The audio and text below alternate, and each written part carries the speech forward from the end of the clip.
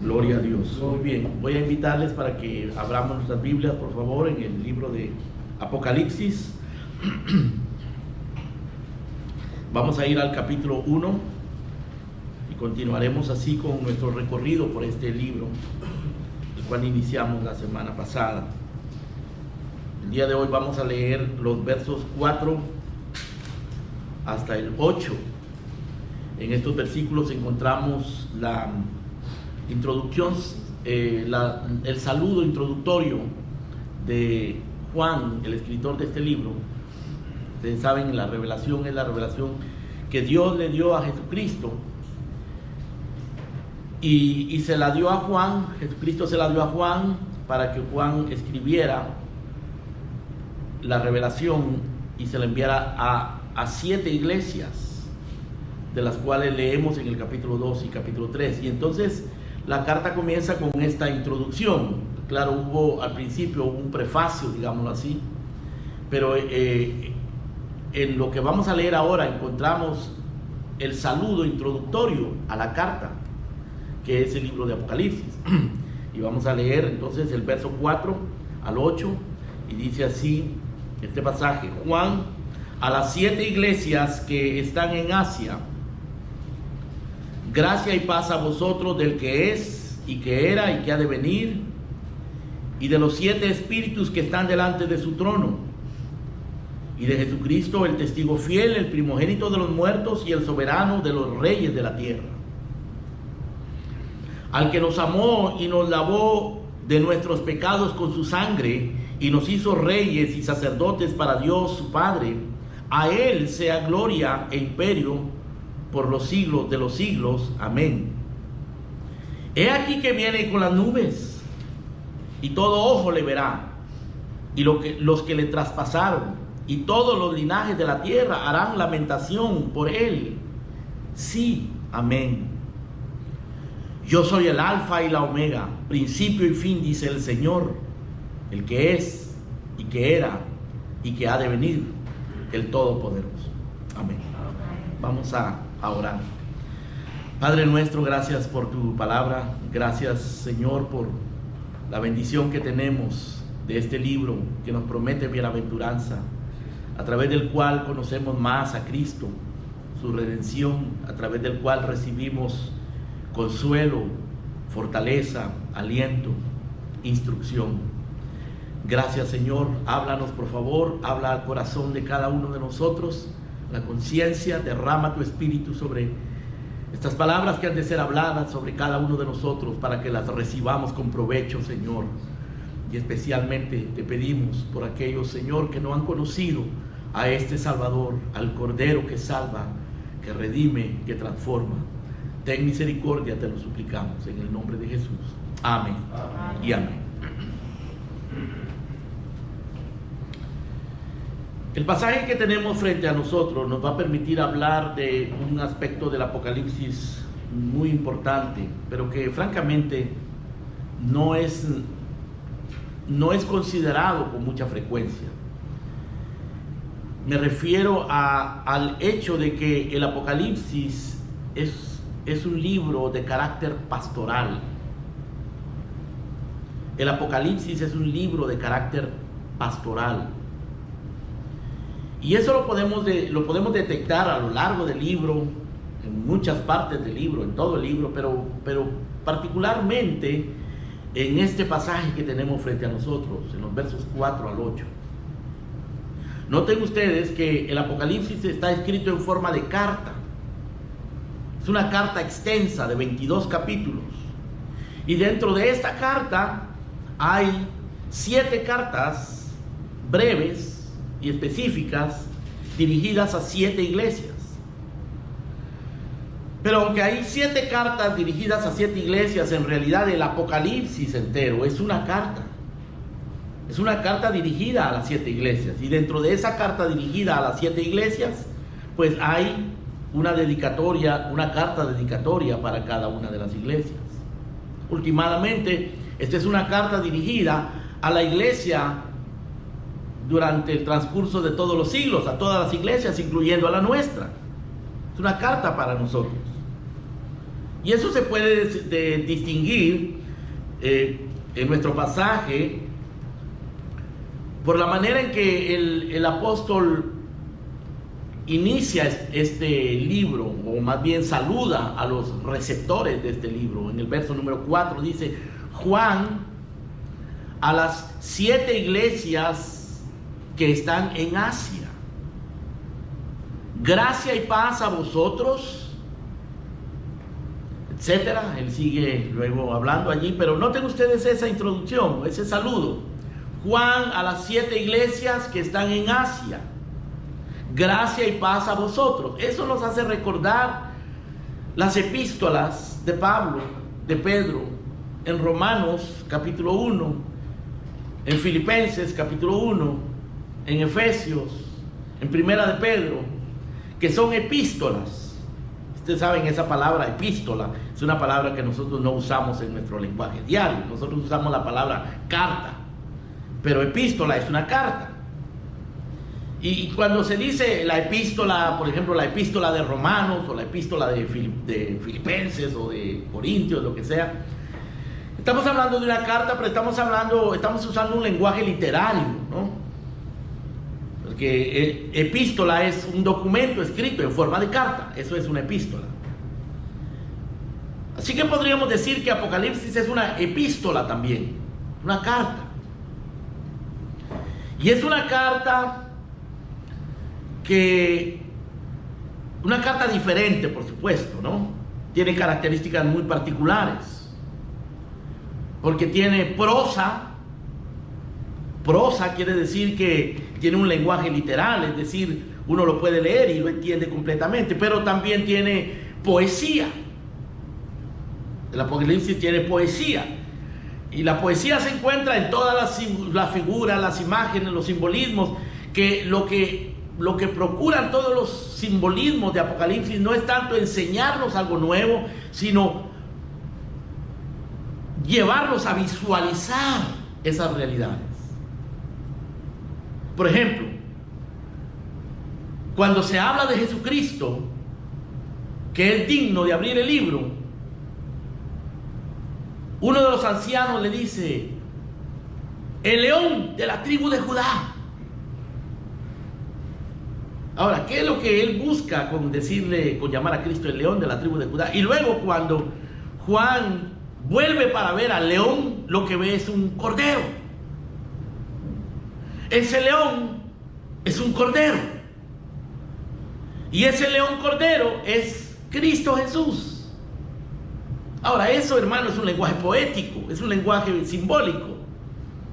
Y no está buscando enseñarnos algo nuevo necesariamente, aunque sí nos enseña, pero más bien está buscando estimular nuestra imaginación espiritual y hacernos sentir algo, mostrarnos algo, llegar a nuestras emociones, para que nosotros veamos la multiforme dimensión de Cristo. Un león, un cordero. Y encontramos que en el Apocalipsis ese cordero pelea contra un dragón y lo vence. ¿Qué es eso? Pelea contra una bestia y la vence. Vemos que ese cordero se derrama en ira sobre los reyes de la tierra, y los grandes de la tierra, los poderosos de la tierra, tiemblan ante la ira del cordero. Luego encontramos al cordero también pastoreando a su pueblo. Se supone que a los corderos los pastorean, ¿no es cierto? Pero este cordero pastorea a su pueblo. Toda esa manera de hablar, todo ese lenguaje, hermanos, lo que busca es estimular nuestra visión de Cristo de una manera diferente que como cuando leemos la epístola de Romanos, por ejemplo, cuando leemos los evangelios. Así que esta es una carta diferente. Y la perspectiva, como es obvio por lo que acabo de decir, es diferente. La perspectiva teológica es diferente a la de los otros libros, a la de las cartas apostólicas, pero el tema es el mismo. no cambia, lo que cambia es la perspectiva. También, por supuesto, cambia el momento en que fue escrito y las circunstancias históricas de la iglesia en el momento en que fue escrito. Este libro fue escrito, se estima, aproximadamente en el año 90, por allí, pudo haber sido más o menos, pero más o menos por allí se escribió. Habían pasado alrededor de 60 años de que Cristo había muerto cuando se escribió el Apocalipsis. O sea que los cristianos que leyeron el Apocalipsis, que recibieron el Apocalipsis inicialmente, eran una segunda generación de cristianos. No era la primera generación. La primera generación prácticamente había muerto. De hecho, los apóstoles todos habían muerto, con la excepción de Juan. Y casi todos los cristianos, muchos habían muerto. Ahora era una nueva generación de cristianos la que estaba leyendo esto. Y en este momento, cuando fue escrito el Apocalipsis, había un clima de persecución política, física, en contra de los cristianos. Y el libro anuncia que este clima de persecución iba a empeorar.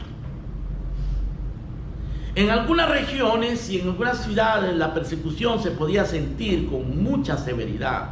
Por ejemplo, cuando uno lee la iglesia de Esmirna, dice que los iban a meter a la cárcel, que iban a morir algunos de ellos.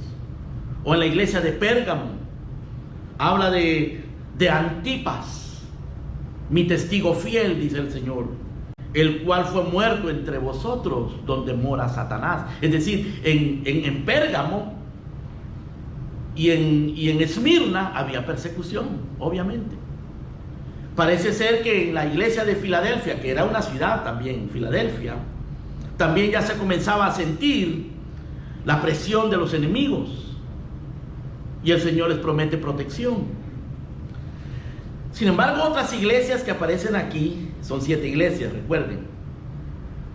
Otras iglesias como Éfeso, Tiatira, Sardis, la Odisea, no parecían estar bajo ninguna persecución. Pero eran iglesias que estaban en decadencia espiritual.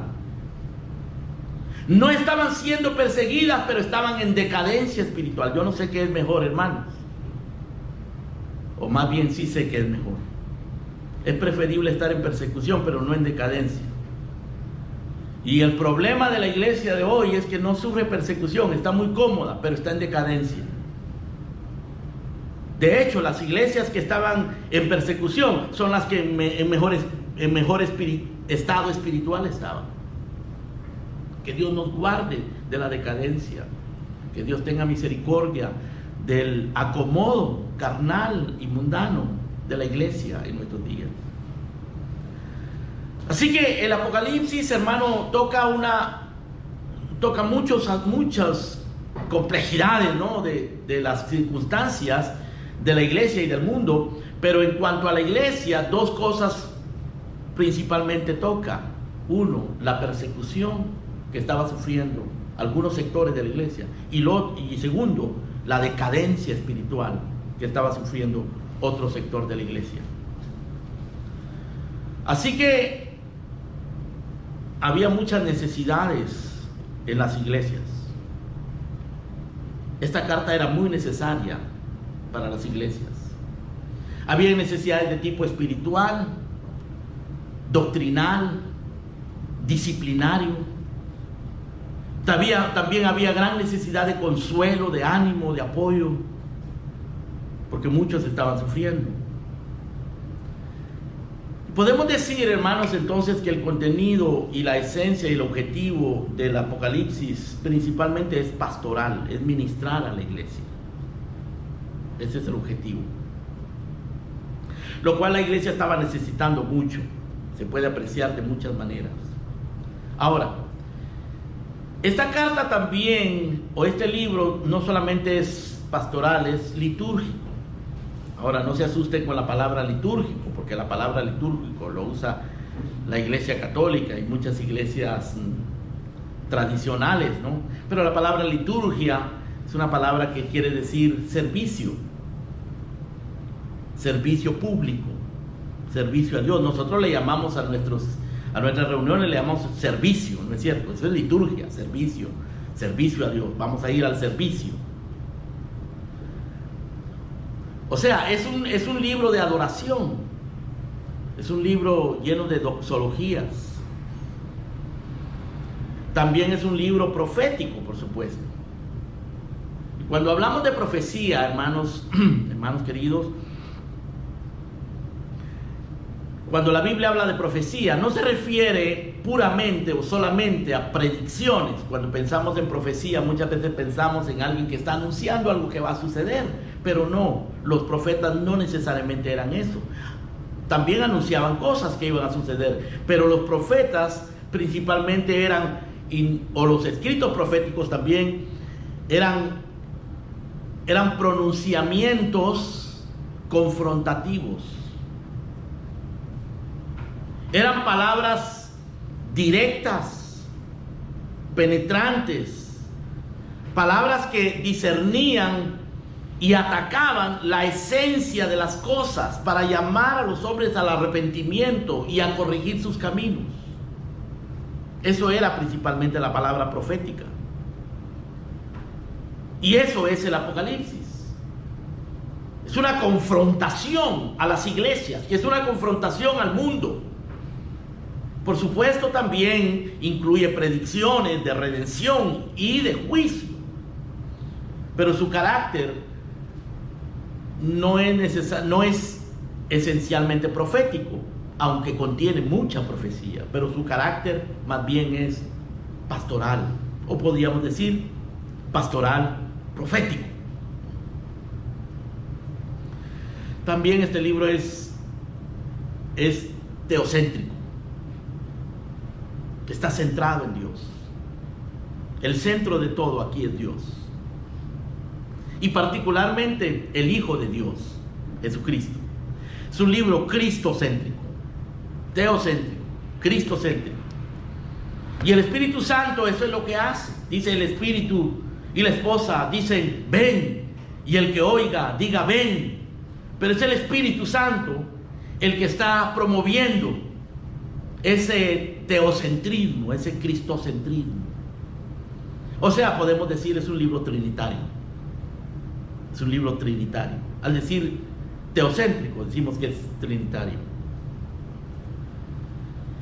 Y hermano, todo esto que acabo de decir lo vemos aquí en este pasaje introductorio. Aquí vemos que es un libro de carácter pastoral. Es un libro de carácter litúrgico, o sea, de adoración. Es un libro profético y es un libro teocéntrico. Nos vamos a detener un momento en cada una de estas características del Apocalipsis, las cuales las encontramos en nuestro pasaje, capítulo 1, versículo 4 al 8. Examinémoslo, hermano, y veamos entonces lo que nos enseña este libro respecto a esto y cómo esto se aplica y lo podemos usar a nuestras vidas y lo debemos usar a nuestras vidas. Comenzamos en el versículo 4, capítulo 1. Juan, a las 7 iglesias que están en Asia, gracia y paz a vosotros del que es y que era y que ha de venir, y de los 7 espíritus que están delante de su trono, y de Jesucristo, el testigo fiel, el primogénito de los muertos y el soberano de los reyes de la tierra. Juan se identifica y dice Juan, y luego indica a quién está dirigiendo su escrito: a las 7 iglesias.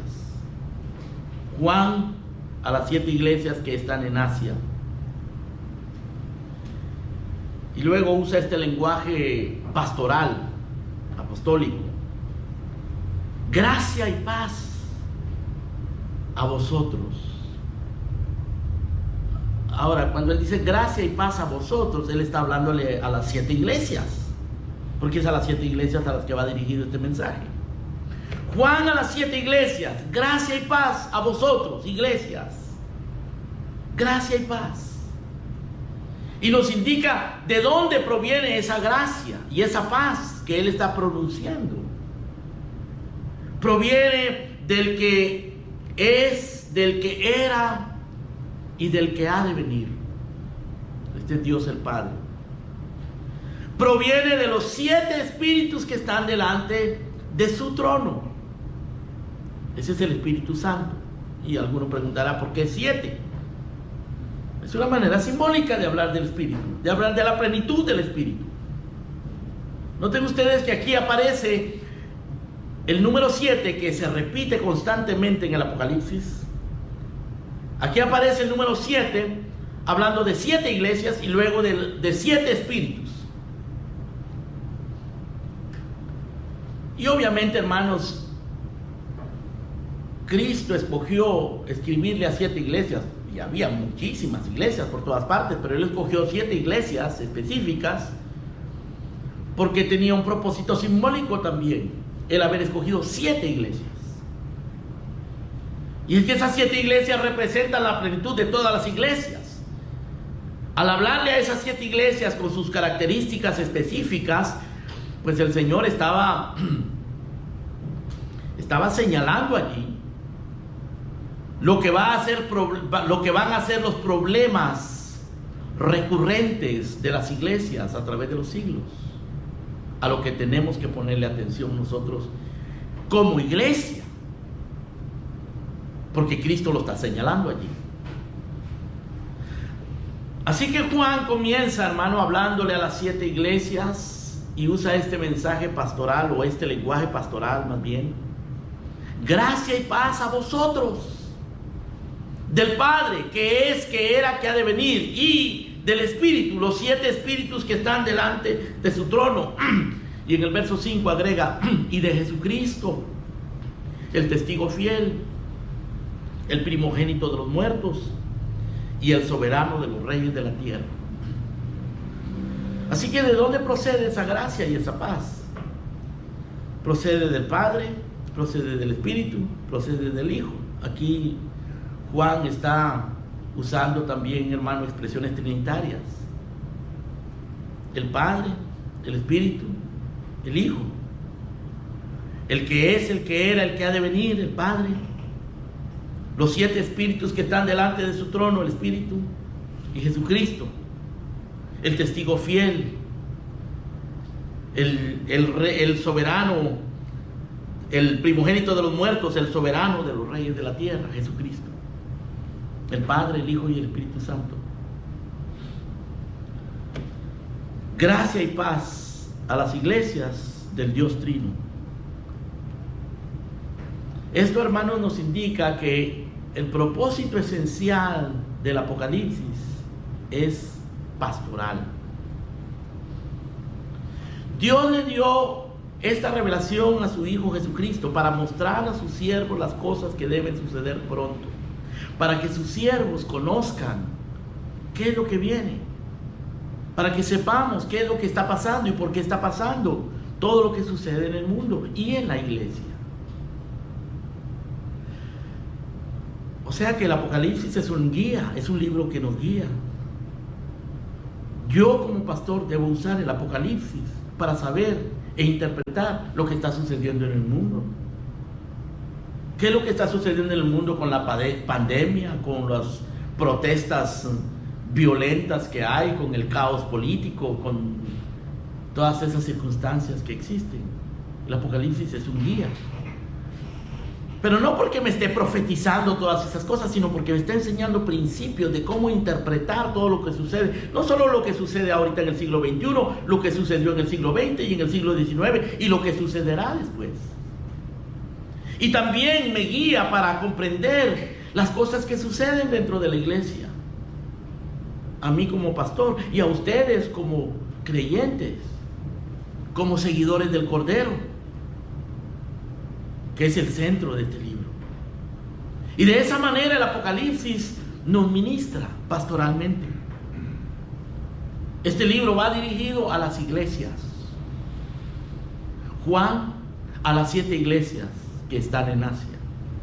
Gracia y paz sea a vosotros. Y ahí comienza el Apocalipsis. Y todo lo que está escrito allí es para las 7 iglesias. Para las que estaban en Asia originalmente, pero es para nosotros también. Y viene con esta invocación: gracia y paz. Y aquí encontramos, hermano, en lo que viene después, que estaremos examinando posteriormente, a Cristo en medio de sus 7 iglesias. Las iglesias están representadas por 7 candeleros, y Cristo aparece de una manera inusual, extraordinaria, glorificada, con 7 estrellas en sus manos que representan los 7 ángeles, y los 7 ángeles representan a los ministros de las iglesias. Pero Cristo está caminando en medio de sus iglesias, sosteniendo las 7 estrellas que son los mensajeros de las iglesias. Y cuando leemos las cartas, las 7 cartas que están en el capítulo 2 y el capítulo 3 de Apocalipsis, encontramos que allí el Señor amonesta a las iglesias. Les dice que las ama. Por ejemplo, a la iglesia de la Odisea, que es la peor de todas, la que se encuentra en una condición más lamentable, le dice: yo castigo y reprendo a todos los que amo, arrepiéntete, porque si no te vomitaré en mi boca. Pero lo hace por amor. O sea, Él está amonestando a sus iglesias allí. Él está santificando con su palabra a las iglesias, las instruye también, les advierte y guía a sus iglesias. Muchos de ellos, muchos de los miembros de esas iglesias, hermano, algunos habían muerto, habían sido decapitados, y el Señor guía a la iglesia en medio de esa situación tormentosa y de la decadencia espiritual y de las persecuciones y del temor y del caos político, y las fortalece, las anima, las consuela. Eso es lo que hace el Apocalipsis. Es un libro pastoral. No es un documento abstracto, no es un documento esotérico que nos enseña cosas súper misteriosas que solo cierta gente puede entender. Si tú conoces la Escritura, si tú conoces el mensaje de la cruz, si conoces a Cristo, si sabes, si conoces y puedes interpretar correctamente la Escritura de una manera teocéntrica, el Apocalipsis no va a ser oscuro para ti. Vas a comprender sus simbolismos. Este no es un libro hipotético, cerebral, ficticio, especulativo. Es un libro pastoral para el bien de nuestras almas. Bienaventurado el que lee y el que oye y los que guardan las palabras escritas en este libro. Es un libro para bienaventuranza, para la iglesia. Juan, a las 7 iglesias que están en Asia, gracia y paz. Es útil, instructivo, consolador, ciertamente es teológico porque se centra en Dios, y es profético porque sí, predice algunas cosas que nosotros tenemos que estar atentos a ellas.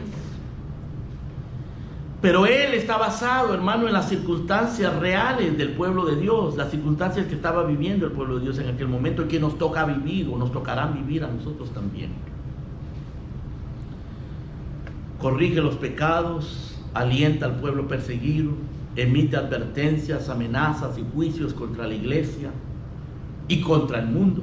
Pero es necesario que el juicio comience con la casa de Dios. Por eso comienza emitiendo juicios y amenazas contra la iglesia.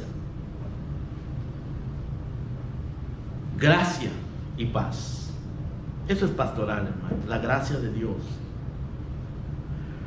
Juan está ministrando acá gracia. La gracia, por supuesto, hermanos, es un tema prominente en toda la Biblia. Solo en el Nuevo Testamento se menciona de una manera explícita 130 veces la gracia. El Evangelio de Cristo se le llama el Evangelio de la gracia de Dios. En Romanos, el apóstol Pablo, en Romanos 3:24, Pablo resume el Evangelio de esta manera: siendo justificados gratuitamente por su gracia, mediante la redención que es en Cristo Jesús. Gracia. Gracia es el favor divino, gratuito y soberano a los que nada merecen. Y Juan está diciendo aquí, gracia a las 7 iglesias. Gracia a todas las iglesias. Gracia, gracia, ese amor que se preocupa. Ese amor divino que se preocupa, que desciende, que rescata. Alguien dijo que la gracia es Dios descendiendo a los lugares más bajos e inmundos para alcanzar a gente que se ha rebelado en contra de Él. Eso es gracia. Es el amor incondicional de Dios a gente que no lo merece. Es la iniciativa divina de la manifestación de las abundantes riquezas de Dios en Cristo Jesús. Es una iniciativa divina. Dice Pablo en Romanos capítulo 5 que por la fe tenemos entrada a esta gracia en la cual estamos firmes. Yo no desecho la gracia de Dios, dice Pablo, porque si por la ley fuese la justicia, en vano murió Cristo. Tengo que vivir en la gracia, tengo que depender de la gracia. Por gracia sois salvos por medio de la fe. Y la amonestación apostólica de Pedro es crecer en la gracia. Y aquí tenemos al escritor del libro de Apocalipsis diciendo gracia a vosotros. O sea que en el Apocalipsis hay gracia, hermanos queridos. Ahí vamos a encontrar más gracia, gracia de Dios, para conocer más a Dios, caminar con Dios y conocer y discernir todo lo que sucede a nuestro alrededor. Pero también dice paz, gracia y paz. Y la paz, hermano, es un concepto muy amplio en la Escritura. Primeramente, porque el Evangelio es llamado el Evangelio de la reconciliación, el mensaje de la reconciliación. Es un llamado a que los hombres dejen de ser enemigos de Dios y hagan la paz con Dios. Y Dios envió a su Hijo Jesucristo para reconciliar al mundo consigo mismo. Porque nosotros éramos enemigos de Dios. Si tú no tienes a Cristo, si tú no caminas con Cristo, quizás tú pienses que no, pero tú eres enemigo de Dios. Y Dios es tu enemigo. Porque tú no estás en el camino de la vida eterna, estás en el camino del mundo. Tienes tu propia idea de lo que es la felicidad, de lo que es la vida, de lo que es caminar con Dios, de lo que es Dios, pero no conforme a Dios. Estás en contra de Dios. Pero Él te llama para reconciliarte consigo mismo. Y envió a un mediador. Hay un Dios en los cielos. Y aquí en la tierra nosotros, enemigos de Dios, mundanos, terrenos, ignorantes, impotentes, pecadores. Pero hay un mediador entre Dios y los hombres que nos reconcilia. Así que Juan está diciendo aquí gracia y paz. Paz. Paz con Dios es lo que el mundo necesita. Reconciliarse con Dios. Lo cual viene a través de Cristo. Ahora, por supuesto, la paz con Dios produce la paz de Dios. La paz de Dios es esa tranquilidad interna, ese contentamiento, ese reposo, ese descanso que Dios le da a nuestros pensamientos y a nuestro corazón en medio de cualquier circunstancia. Miren lo que dice el apóstol Pablo en el libro de Filipenses, capítulo número 4, hablando acerca de esta paz. Por nada estéis afanosos, capítulo 4, versos 6. Por nada estéis afanosos, sino sean conocidas vuestras peticiones delante de Dios en toda oración y ruego con acción de gracias. Y la paz de Dios, que sobrepasa todo entendimiento, guardará vuestros corazones y vuestros pensamientos. La paz de Dios. Así que por un lado necesitas paz con Dios, porque sin esa paz con Dios no vas a tener la paz de Dios. La paz de Dios solamente viene cuando nosotros hemos sido reconciliados con Dios por su Hijo Jesucristo.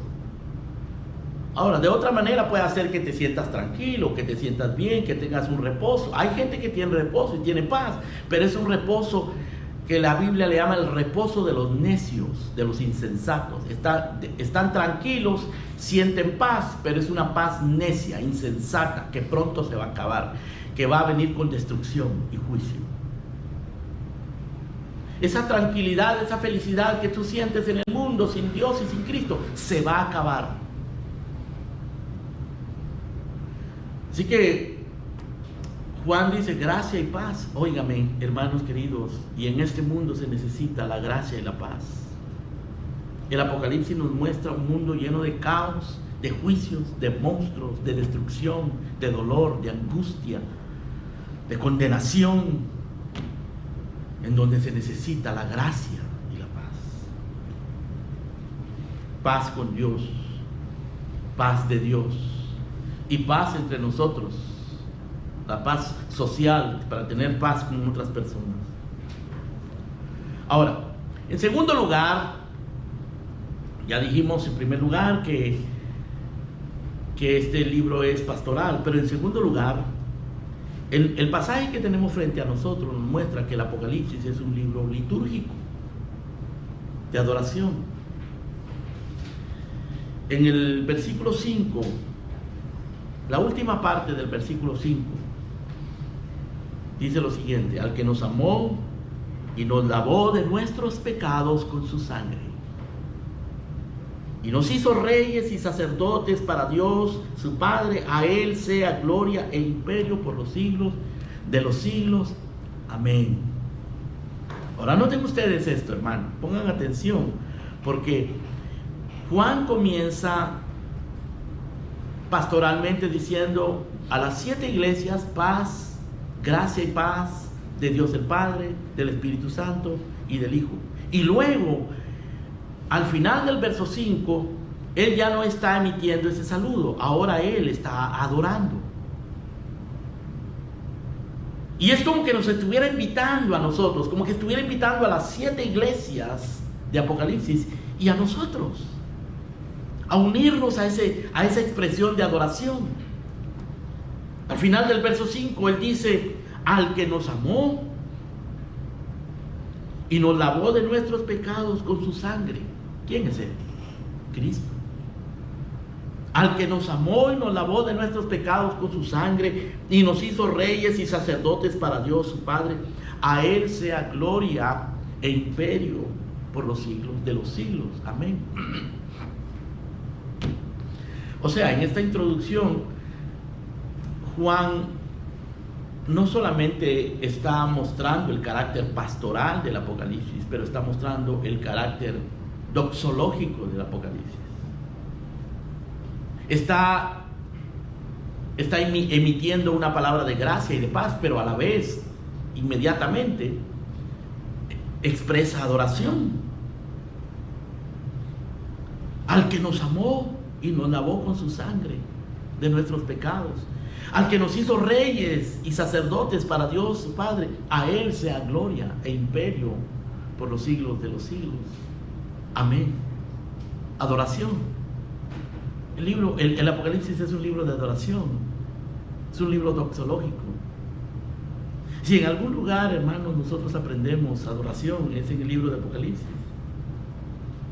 Personalmente, 2 de mis capítulos preferidos, y entre los dos hay uno que es más preferido que el otro, son el capítulo 4 y el capítulo 5 de Apocalipsis, y el 5 es el mejor, el más preferido para mí. Y el capítulo 4 y el capítulo 5 de Apocalipsis, hermano, es una escena en donde el trono de la majestad es visualizado, y el que está sentado en el trono es indescriptible, pero está lleno de gloria y de majestad. Y alrededor del trono hay gloria y majestad, y hay seres extraños, de lo más extraño, que representan la creación, que representan al pueblo redimido de Dios, y que lo están adorando y le cantan. Y el que está sentado en el trono tiene en su mano un libro sellado con 7 sellos que nadie puede abrir, nadie puede mirar. Pero hay un anuncio, que aunque nadie ni en el cielo, ni en la tierra, ni debajo de la tierra es digno de abrir ese libro, sin embargo, el león de la tribu de Judá, el Cordero, venció. Y el Cordero se sienta a la diestra del que está sentado en el trono y toma el libro y comienza a abrirlo. Y comienza a desatarse la revelación divina y comienza a mostrarse que Dios tiene el control de la historia. Y que sus decretos habrán de cumplirse tal como Él los determinó, porque hubo uno que venció el pecado. Y entonces, alrededor del trono, del que está sentado en el trono y del Cordero, aparecen millones de ángeles. Millones. Y los 24 ancianos y los 4 seres vivientes. Y adoran. Adoran al que está sentado en el trono y adoran al Cordero. Y luego, en la última escena del capítulo 5, aparece todo lo creado, todo, absolutamente todo lo creado. Y todo lo que está en la creación, arriba en el cielo, abajo en la tierra, debajo de la tierra, absolutamente todo lo que existe, aún los objetos inanimados, y adoran al que está sentado en el trono y al Cordero. Hermano, Apocalipsis es un libro de adoración. Y aquí en el versículo 5 y 6 que tenemos frente a nosotros, Juan se anticipa, hermano, a esta atmósfera gloriosa, suprema, dominante de adoración.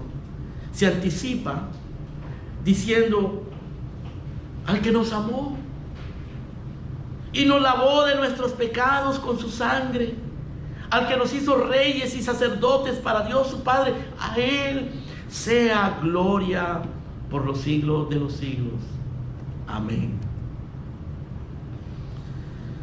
Ahí se está anticipando algo, hermano, que se repite una y otra vez: adoración, adoración.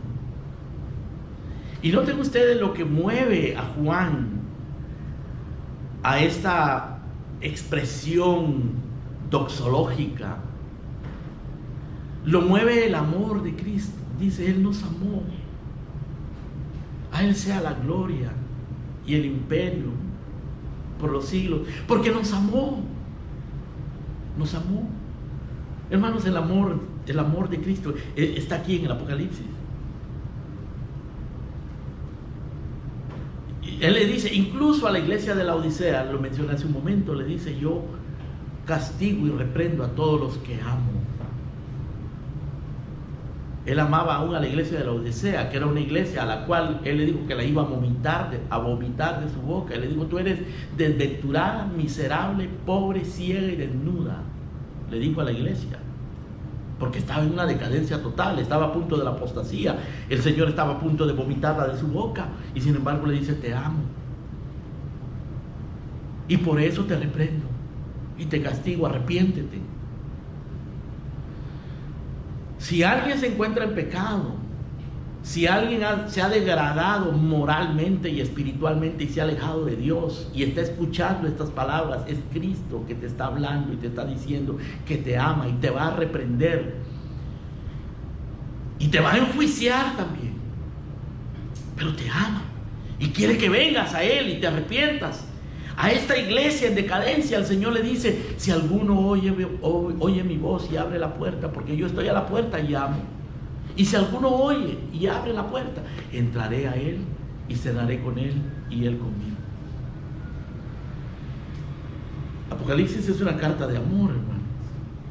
Y Juan dice aquí: al que nos amó, al que nos amó y nos lavó de nuestros pecados con su sangre. Esto nos hace recordar lo que dijo Pablo en Gálatas 2:20. Dice: con Cristo estoy juntamente crucificado, y ya no vivo yo, mas vive Cristo en mí, el cual me amó y se entregó a sí mismo por mí. En Efesios 5 Pablo dice que Cristo amó a su iglesia y se entregó por ella. Y aquí Juan está diciendo: al que nos amó y nos lavó de nuestros pecados con su sangre, y nos hizo reyes y sacerdotes para Dios su Padre. Así que lo que mueve a Juan, hermanos, a la adoración es el amor de Cristo, el perdón que ha recibido de sus pecados con su sangre, su sacrificio. Y que nos ha exaltado. No solamente nos perdonó, sino que nos hizo reyes y sacerdotes para que reinemos juntamente con Él, para que ministremos, le adoremos e intercedamos y seamos de bendición, de beneficio, le hagamos bien eterno a nuestro prójimo. Nos hizo reyes y sacerdotes. Y ese amor, ese perdón, esa exaltación de la que hemos sido objeto de parte de Cristo, hace que Juan diga: a Él sea la gloria y el imperio por los siglos de los siglos. Amén. Y como les dije, hermanos, estas expresiones de adoración se repiten en el Apocalipsis, en el capítulo 7, versos 10 al 12, en el capítulo 22, al final del libro. Todo es adoración para el Cordero.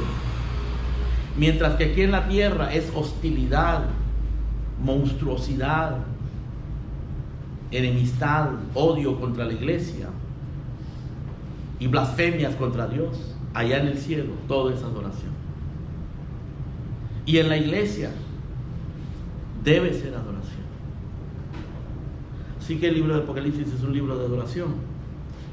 Quieren aprender a adorar, Apocalipsis es un buen manual de adoración. En tercer lugar, Apocalipsis, aparte de que es pastoral y es doxológico de adoración, es profético también. En el versículo 7, lean conmigo el verso 7 del capítulo 1. Después de que Juan ha emitido sus palabras pastorales de bendición, gracia y paz sea a vosotros, después de que ha expresado sus palabras de adoración, ahora en el verso número 7 emite una profecía. He aquí que viene con las nubes, y todo ojo le verá, y los que le traspasaron, y todos los linajes de la tierra harán lamentación por él. Sí, amén. Eso es profético. Es uno de los temas de la Escritura, la venida de Cristo. No es el tema dominante, pero es un tema muy importante en el Apocalipsis. He aquí que viene con las nubes, y todo ojo le verá. Curiosamente, hermano, interesantemente, no dice he aquí que viene con las nubes, en las nubes secretamente, para llevar a su iglesia secretamente. No dice eso, ¿verdad? Aunque hay millones de cristianos que piensan que Cristo va a venir secretamente, se va a llevar el secreto a su pueblo. Curiosamente, hermano, no dice nada de eso en todo el Apocalipsis. Ustedes pueden leer todos los 22 capítulos del Apocalipsis y no van a encontrar nada del rapto secreto. No está aquí. Ni está tampoco en Corintios 15, ni está tampoco en Tesalonicenses 4. Corintios 15 y Tesalonicenses hablan de un arrebatamiento, pero no dicen nada de un rapto secreto. No, eso no existe, excepto en la mente de personas que se han adherido al sistema dispensacional de interpretación, o de personas que han escuchado por allí, entonces sin entender repiten lo mismo. Pero aquí está anunciando la venida de Cristo y está diciendo todo ojo le verá, todo ojo le verá. He aquí que viene con las nubes, y todo ojo le verá, y los que le traspasaron, y todos los linajes de la tierra harán lamentación por él. Sí, amén. Al final del libro, en el capítulo 22, vengan conmigo por favor, verso 20.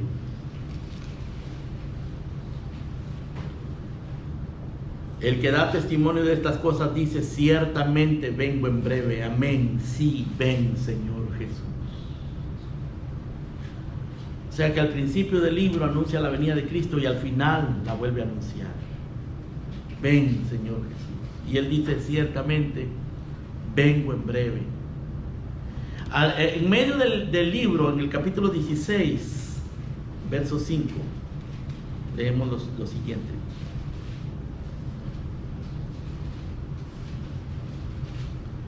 Y oí al ángel de las aguas que decía, justo eres tú, oh Señor, el que eras el santo, porque has juzgado estas cosas. Por cuanto derramaron la sangre de los santos y los profetas, también tú les has dado a beber sangre, pues lo merecen. También oí a otro que desde el altar decía, ciertamente, Señor Dios Todopoderoso, tus juicios son verdaderos y justos. Verso 15 más bien quiero leer. He aquí, yo vengo como ladrón, bienaventurado el que vela y guarda sus ropas para que no ande desnudo y vean su vergüenza. Yo vengo, dice el Señor, y como ladrón. O sea, al inicio del libro, en medio del libro y en otras partes también, y al final del libro, Él anuncia su venida proféticamente. Y esa venida de Cristo significa redención para los creyentes y juicio y destrucción para los incrédulos. ¿Dónde vas a estar tú cuando Cristo venga? ¿Vas a ser redimido? ¿Vas a ser salvo? ¿O vas a ser destruido? Y vas a ser puesto bajo el juicio de Dios, porque Él viene. Él viene. Y el libro de Apocalipsis lo anuncia claramente. Dice, he aquí que vienen las nubes, todo ojo le verá y los que le traspasaron, y todos los linajes de la tierra harán lamentación sobre Él. Llorarán, muchos llorarán cuando Él venga, porque vendrá para juicio. Ahora, este libro también, aparte de que es pastoral, de que es doxológico y es profético, es teocéntrico. Vengamos de nuevo, hermanos, al capítulo número 1, por favor, y verso número 8. Todavía estamos dentro de la introducción, las palabras introductorias de Juan, pero noten ustedes cómo él, por un lado, emite palabras pastorales de bendición, luego palabras de adoración, luego palabras de profecía, y al final termina diciendo, mostrando que todo esto está centrado en Dios. En el verso número 8 dice, yo soy el alfa y la omega, principio y fin, dice el Señor, el que es, el que era, el que ha de venir, el Todopoderoso. Este verso 8, hermanos, es como una firma, es como que Dios estuviera firmando lo que acabamos de leer. La pronunciación pastoral, la palabra de adoración, la palabra de profecía, Dios la está firmando y diciendo, yo soy. Y usa esa frase, yo soy, la cual se repite en el Apocalipsis muchas veces, la cual también Cristo usó muchísimas veces en el Evangelio de Juan. Yo soy el camino, la verdad y la vida. Yo soy el agua de vida. Yo soy el que soy, dijo Dios. En el libro de Éxodo, capítulo 3, verso 14. Yo soy. Veamos, hermanos, algunas veces en que Dios dice yo soy. Acá, en el capítulo 3, verso 14 del libro de Éxodo, Dios se le revela a Moisés. Cuando Moisés le pregunta ¿qué debe él decir cuando le pregunten quién lo está enviando?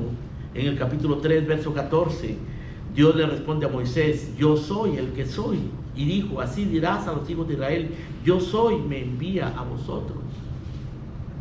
Pero en este caso, en el libro de Apocalipsis, Dios se revela diciendo, yo soy el alfa y la omega, el principio y el fin, el que es, el que era, el que ha de venir.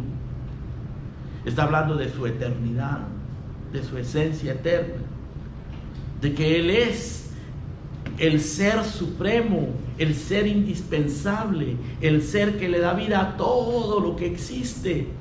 La vida viene de Él, la creación existe porque Él es, la vida existe porque Él es vida. Y Él es el que nos entrega este libro teocéntrico, que nos presenta al Padre, al Hijo, al Espíritu Santo. Y sobre todo, hermanos, este libro se centra en la persona de nuestro Señor Jesucristo. Así que cuando ustedes leen el Apocalipsis, tienen aquí un libro pastoral, tienen un libro de adoración, un manual de adoración, tienen un libro profético, tienen un libro teocéntrico. Aquí podemos conocer a Dios, aquí podemos aprender a adorar, aquí recibimos consuelo, amonestación, guía como iglesia y como creyentes en este mundo caótico. Y aquí podemos conocer a Dios. Terminemos, hermanos, haciendo algunas aplicaciones y hablando acerca de cómo esto nos afecta, cómo esto nos enseña a nosotros a vivir. Por un lado, el leer que este es un libro pastoral nos enseña a amar la iglesia. Nos invita a amar la iglesia como Cristo la ama. Si Cristo ama a su iglesia, nosotros debemos de amarla. Debemos de ver la iglesia como Cristo la ve, porque la iglesia está llena de muchas deficiencias, de muchos defectos, y Cristo ve esos defectos y los señala en el Apocalipsis. Sin embargo, la sigue amando. Sin embargo, camina en medio de ella. Hay creyentes que dicen: no, yo ya no voy a la iglesia, tanto problema, yo ya no voy a la iglesia, siempre lo mismo. No voy a la iglesia y hay muchos hipócritas. Sin embargo, el Señor la ama, el Señor la cuida, el Señor está en medio de ella, la reprende, la santifica. Debemos de amar la iglesia, hermanos. Si Cristo amó a la iglesia y se entregó a sí mismo por ella, ¿por qué no la vamos a amar nosotros? Busquemos la gracia de Dios en la iglesia, busquemos la paz de la iglesia, seamos instrumentos de gracia, seamos instrumentos de paz en la iglesia. Por supuesto, eso significa que tenemos que aprender a vivir bajo la gracia de Dios. Tenemos que vivir bajo la paz de Dios. Y Él nos ofrece esa gracia y esa paz en este mundo caótico, errado, este mundo lleno de hostilidad, en medio de las iglesias decadentes y en medio de la incertidumbre. Él nos ofrece su gracia y su paz, te la ofrece a ti. Hermano querido, ministra esa paz en la iglesia, en tu casa. Sé instrumento de paz en tu casa. No seas tú el que comienza las peleas o las continúa o las agranda. Sé instrumento de paz y de gracia en tu casa, en tu familia, en tu matrimonio, en tu trabajo. Busca eso en tu corazón. Pero para buscar eso requiere que use los medios de gracia, requiere oración y una mente renovada por la verdad. Que renovemos nuestra mente. Hermanos, el caos que nos presenta Apocalipsis, con esa bestia, con ese dragón, con esa Babilonia que está embriagada de la sangre de los mártires de Jesús, con ese falso profeta, todas las naciones adorando a la bestia, todo eso es caos. ¿Cómo vamos a sobrevivir ese caos si no es con gracia y con paz? Y aprendamos, hermanos queridos, a mirar a Dios en todas sus dimensiones. Dios se presenta aquí como el Dios, el Señor de la historia. Él dice: el que es, el que era y el que ha de venir. Y eso es historia. El que es, el que era, el que ha de venir. Es la historia. Es como Dios diciendo: yo soy el que controla lo que era, lo que es y lo que ha de venir. Yo lo controlo, dice Dios. Bueno, veamos a Dios así. Él controla todo. Él controla tu pasado, tu presente y el futuro. A veces el futuro nos da miedo. Decimos, ¿qué va a pasar? ¿Qué va a pasar con mi trabajo? ¿Qué va a pasar con mi salud? ¿Qué va a pasar con mi mamá, con mi esposo, con mis hijos, con mi matrimonio? Tenemos temor. Pero Él dice, yo soy el que es, el que era y el que ha de venir.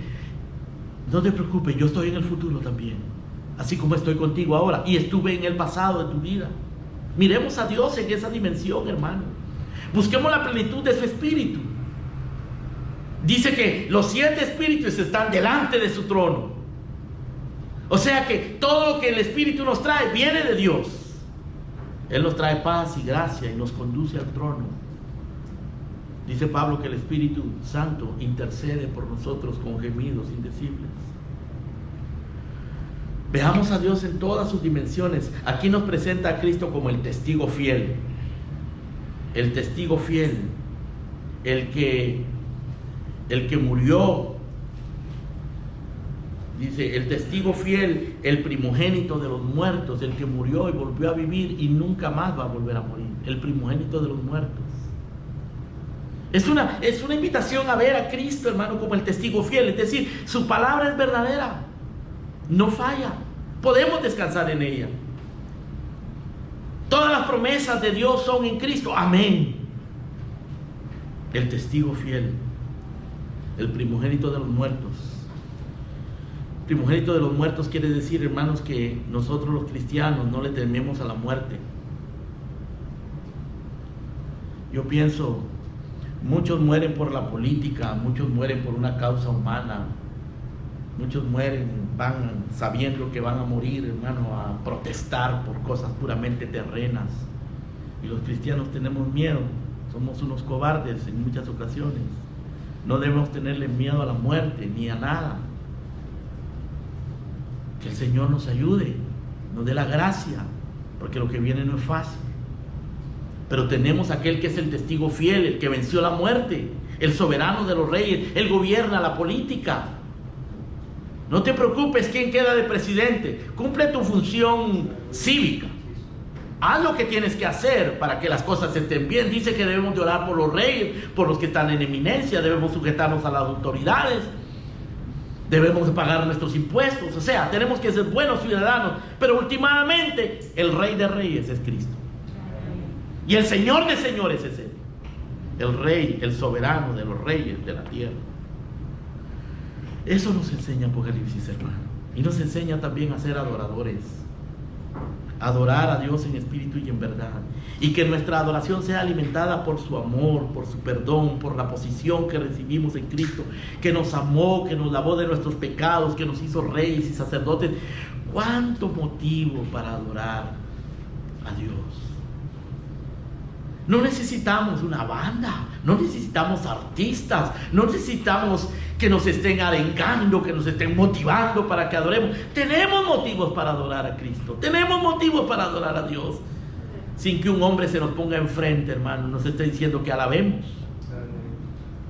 Tenemos motivos para adorar a Dios. Y el Apocalipsis es un buen manual de adoración. Vela, prepárate, porque Cristo viene. Ven conmigo, vamos a terminar con eso, hermano, a Lucas 21. Lucas 21, capítulo 21, verso 25.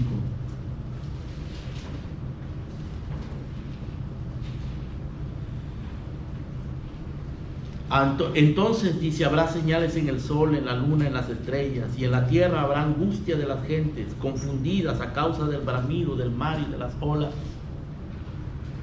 desfalleciendo los hombres por el temor y la expectación de las cosas que sobrevendrán en la tierra, porque las potencias de los cielos serán conmovidas. Cuando Cristo venga va a haber mucha destrucción para este mundo, destrucción completa, de hecho. Entonces, dice el verso 27, verán al Hijo del Hombre que vendrá en una nube con poder y gran gloria, y cuando estas cosas comiencen a suceder, erguíos y levantad vuestra cabeza, porque vuestra redención está cerca.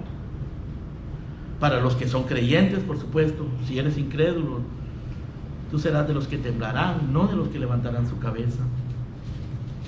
Pero Él te invita a que vengas y creas en Él. Verso 29, y les dijo una parábola: mirad la higuera y todos los árboles, cuando ya brotan, viéndolos, sabéis por vosotros mismos que el verano ya está cerca. Así también vosotros, cuando veáis que suceden estas cosas, sabed que está cerca el reino de Dios. Verso 33, el cielo y la tierra pasarán, pero mis palabras no pasarán. Mirad también por vosotros mismos que vuestros corazones no se carguen de glotonería y embriaguez y de los afanes de la vida, y luego venga de repente sobre vosotros aquel día. Porque como un lazo vendrá sobre vosotros, sobre todos los que habitan sobre la faz de la tierra. Velad pues en todo tiempo, orando que seáis tenidos por dignos de escapar de todas estas cosas que vendrán y de estar en pie delante del Hijo del Hombre. Velad. Oremos.